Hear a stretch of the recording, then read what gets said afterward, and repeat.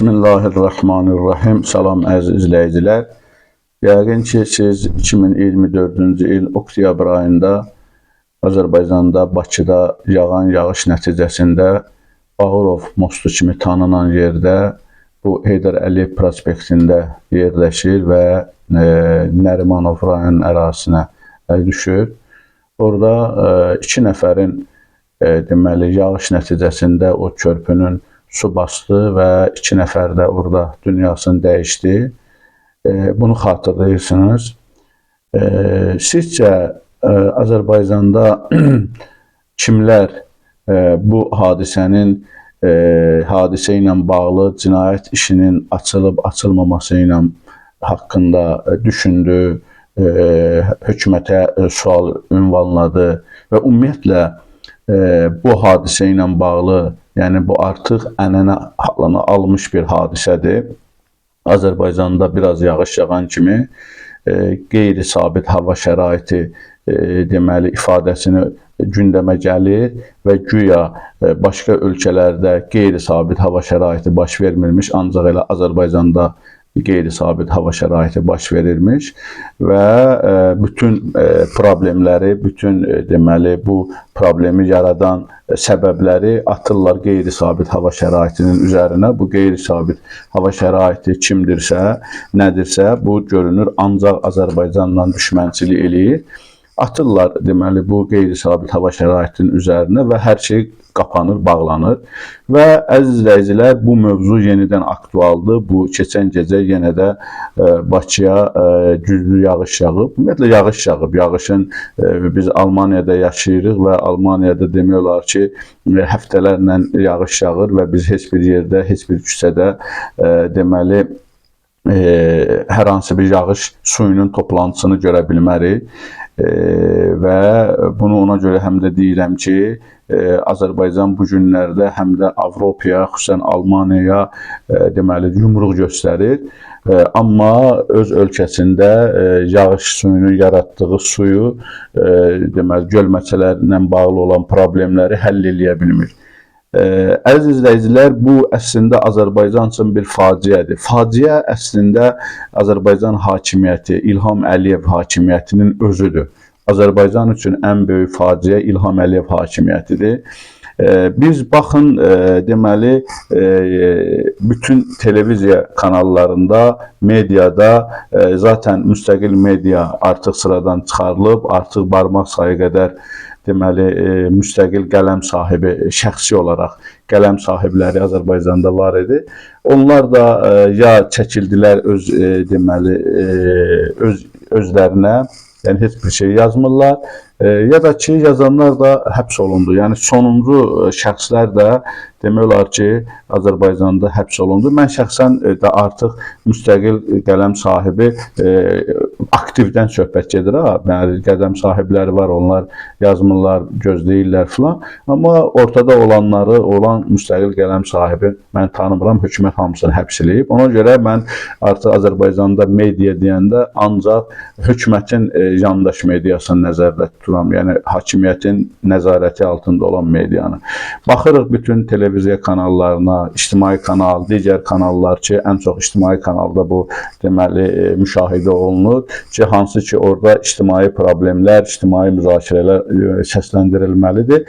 Orada ancaq eyni adamlar demək olar ki, eyni adamlar hər gün çıxardıb ya İranı bombalayırlar, ya Ermənistana barmaq silkələyirlər. Biz elə çox qırağa getməyək. Azərbaycanın deməli qonşu ölkələrin götürəndə və iddia da budur ki, Azərbaycan regionun lider dövlətidir. Xüsusən Cənubi Qafqazın, Ermənistan, Gürcüstan və Azərbaycan. Özünüz, insanlar özümüz, biz gəlin bir paralelliyi aparaq və görək ki, eyni deməli problem nə zaman Ermənistanda baş verib, eyni problem nə zaman Gürcüstanda baş verib, eyni problem nə zaman İranda baş verib ki, yəni bu artıq davamlı davamlı deməli vəziyyətə çevrilib.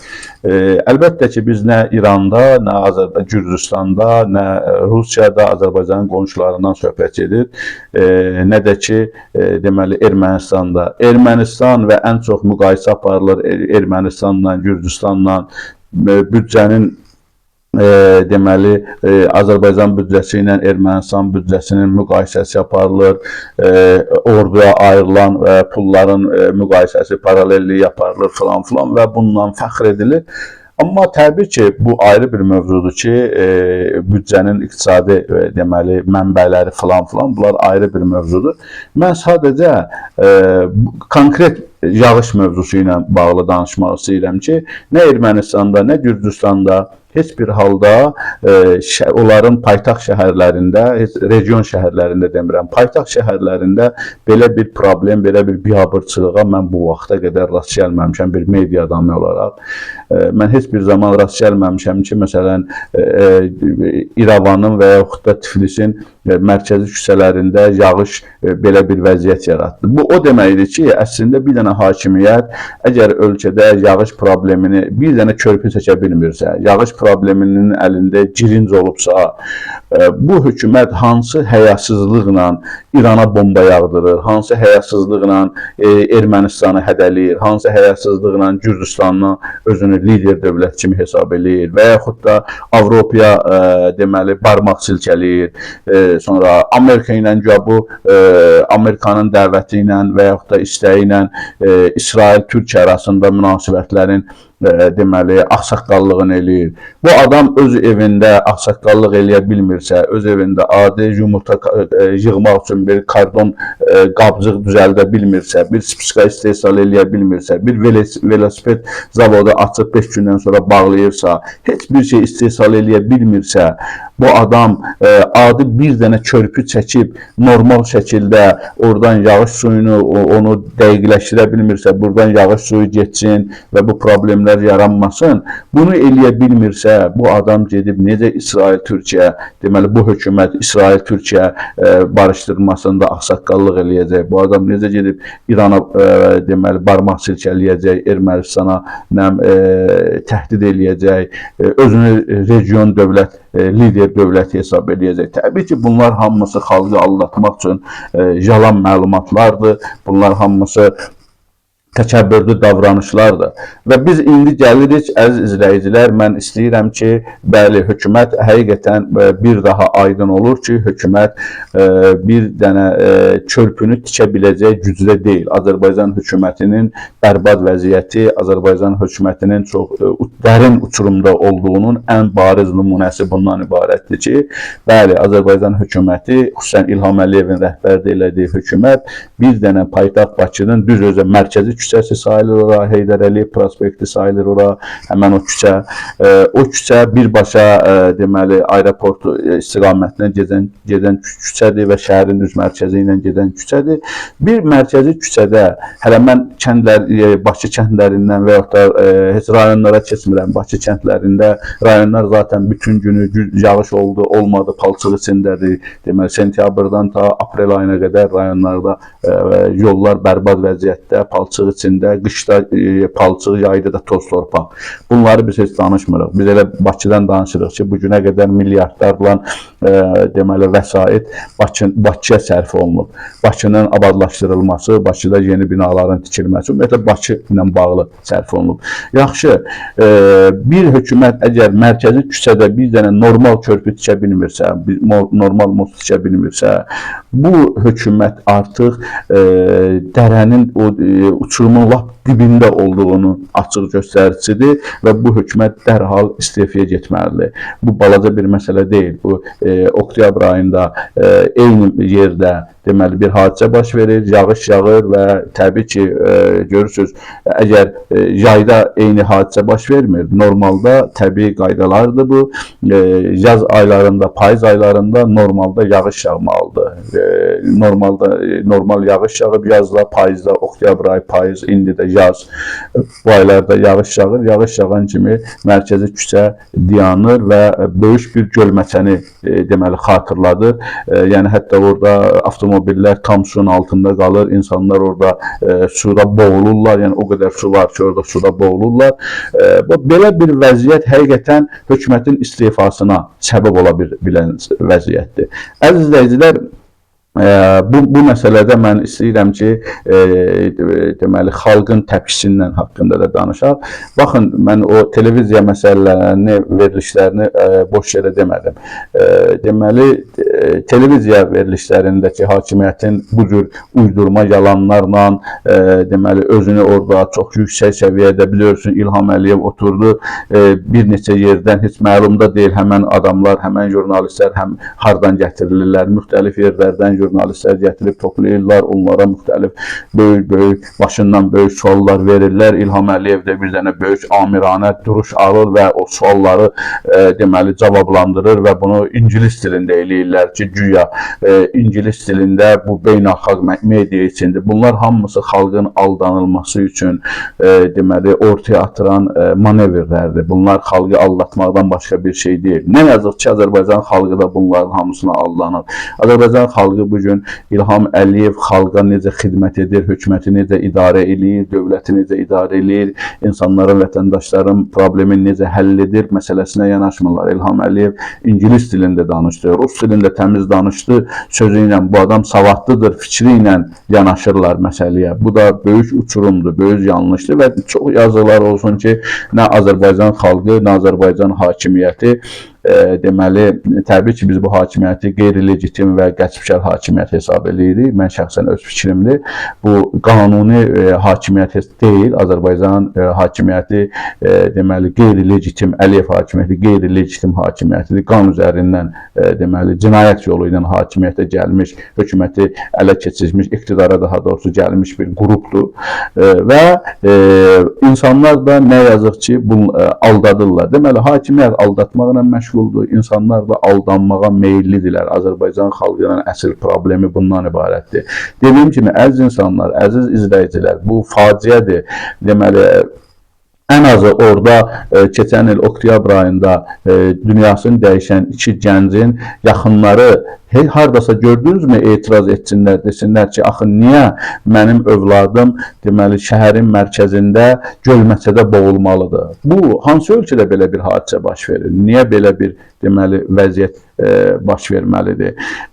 Və buna qoşulan onun qohumları, onun kətçiləri yavaş-yavaş bu mərhələ böyüyüb və hökumətin qarşısına tələb qoyulmalı idi ki, niyə Bakının, yəni paytaxt küçəsində, paytaxtın mərkəzi küçələrində bizim övladımız Azərbaycan vətəndaşı və yaxud da fərqi yoxdur, hər hansı bir insan suya düşüb orada boğulsun ki, hansı ki, həmən problemi məhz Azərbaycan hakimiyyəti yaradır.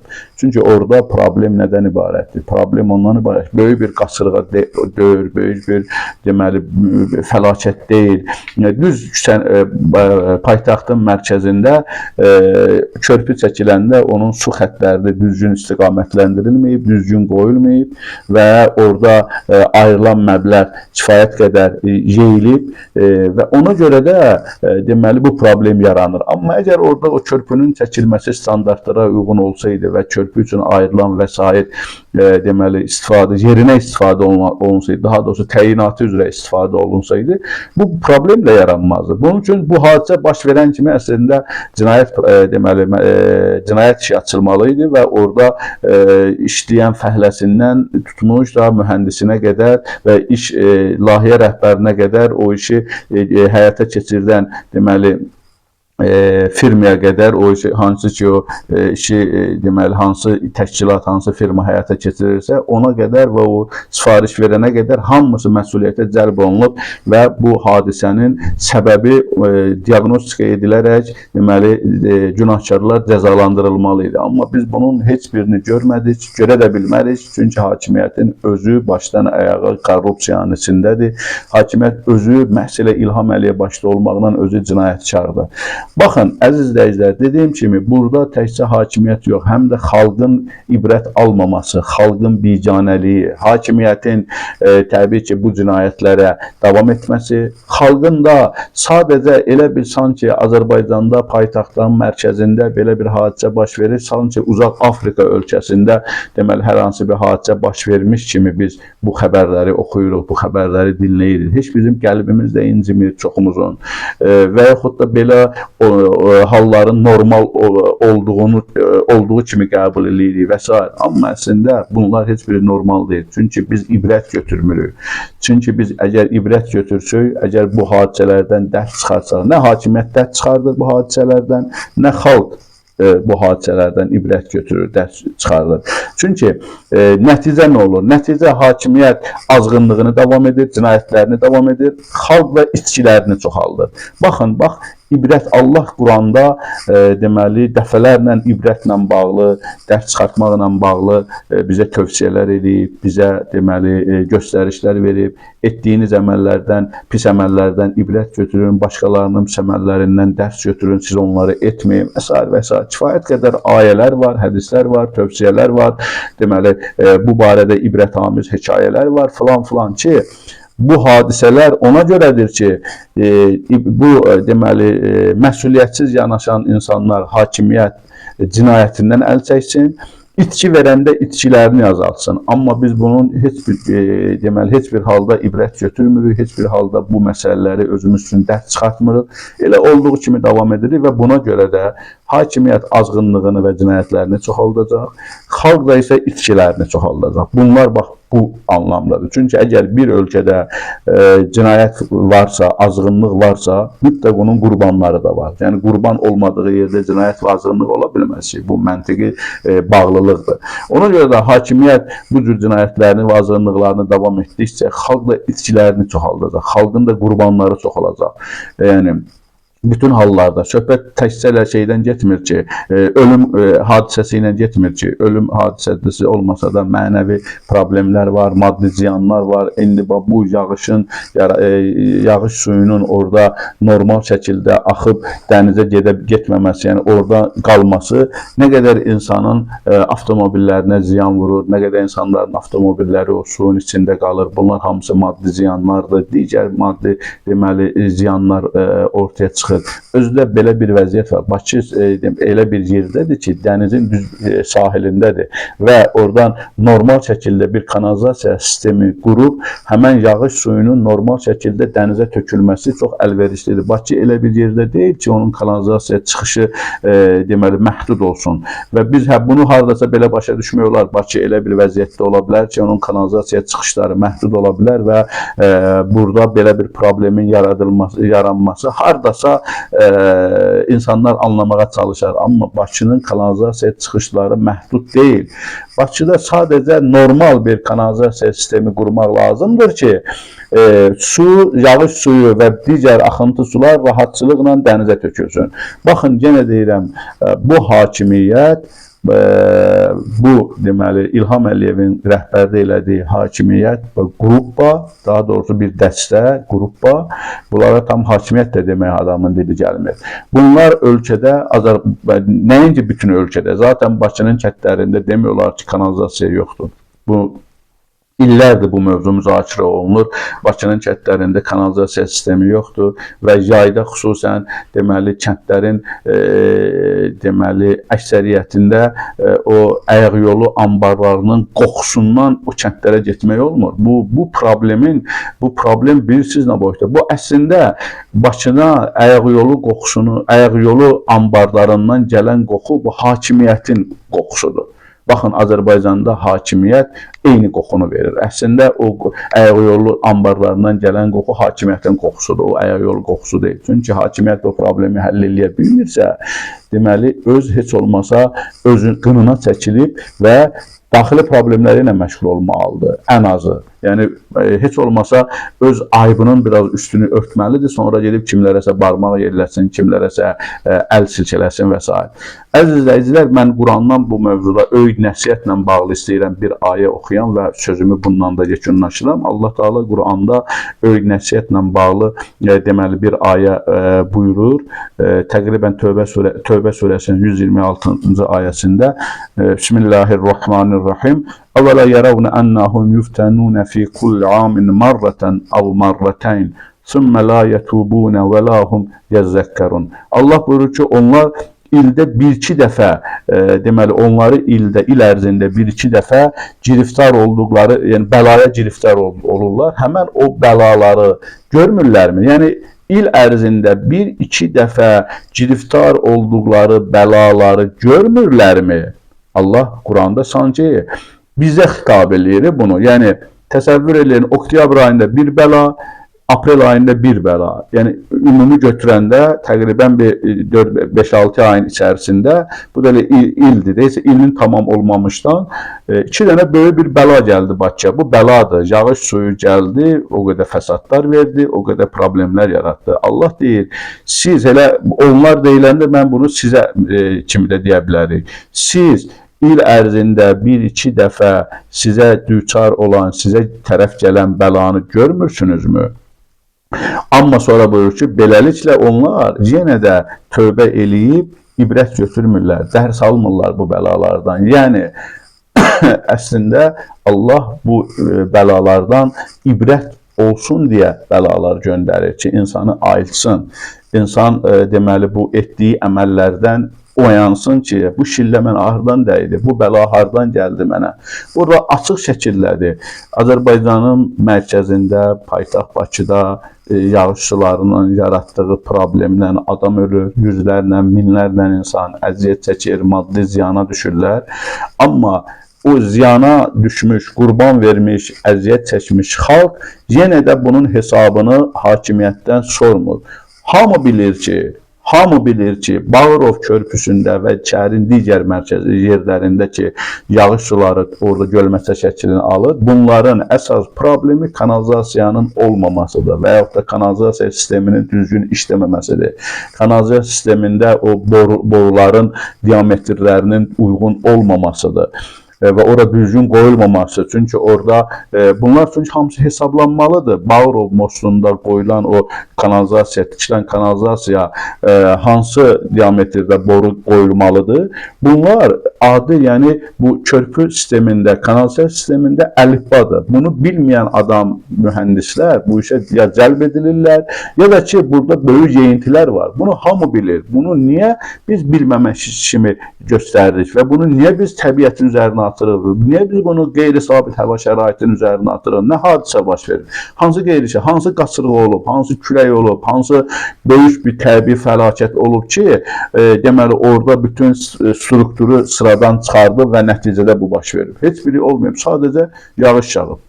Bir neçə saat yağış yağıb və salam. Bu da normal təbii hadisədir və xüsusən Bakıda, Azərbaycanda zaten baş verən hadisədir ki, çünki yağış olmasa zaten bir çox yerlərdə deməli, kənd təsərrüfatının inkişafı dayanar. Yəni orada əkin olmaz və s. Ona görə də özdə yaz vaxtında yağıb, payız vaxtında yağıb. Baxın, Allah bu qədər bu bəlaları bizə göndər. Əslində bu belə deyək də, həm də Allahın bizi oyatmaq üçün bəlkə də bir siqnalıdır. Allah bizə bir mesaj verir ki, ay insan, sən ayılmalısan, sən necə yaşamalı olduğunu bilməlisən. Bu hadisələr, bunlar deməli, çünki təbii hadisələr Quranın digər ayələrində, xüsusən Rəd surəsində, göy gürültüsü adı ilə olan bir surə var, 13-cü surə Quranda. O surədə bu təbii hadisələri insanın oyanışı üçün, deməli, orada bir çox məsələlər aydın verilir ki, insan oyansın, insan bununla Allahı dərk eləsin, Allahdan uzaqlaşmasın. Biz, baxın, müsəlman, adımızı müsəlman qoymuşuq, müsəlman ölkəsi qoymuşuq, amma biz Allahdan nə qədər uzaqıq. Əslində, bu hadisə həm də bizim Allaha yaxınlaşmağımızı deməli, təmin etməlidir. Buradan əgər biz ibrət götürəriksə, başqa surələrdə deyir ki, ibrət götürmürsünüz siz. Bundan sonra bu Quran ancaq ibrət götürənlərə fayda verəcək və s. Yəni bu hadisədə bəlkə yox elə mənim düşüncəmə görə bu hadisədə bizim Allahdan uzaqlığımıza görə, uzaqlaşmağımıza görə bizə bir mesajdır ki, dünyanı idarə edən var, dünyanın sahibi var. Bu deməli elə də deyil ki, ölkənin sahibi var.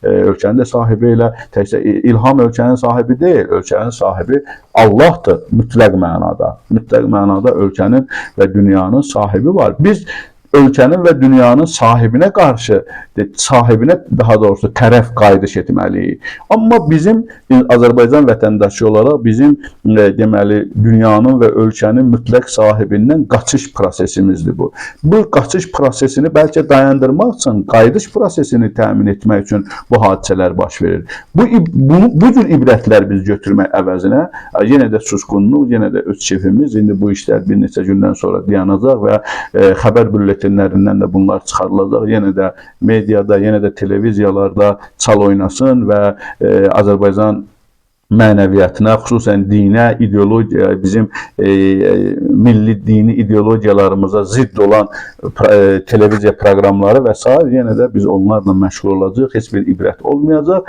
və nəticədə bu ibrətlər, bu hadisələr, bu bəlalar göndərilməklə biz ibrətlər almırıqsa, yenə də dediyim kimi nə olacaq? Bizim qurbanlarımız çoxalacaq.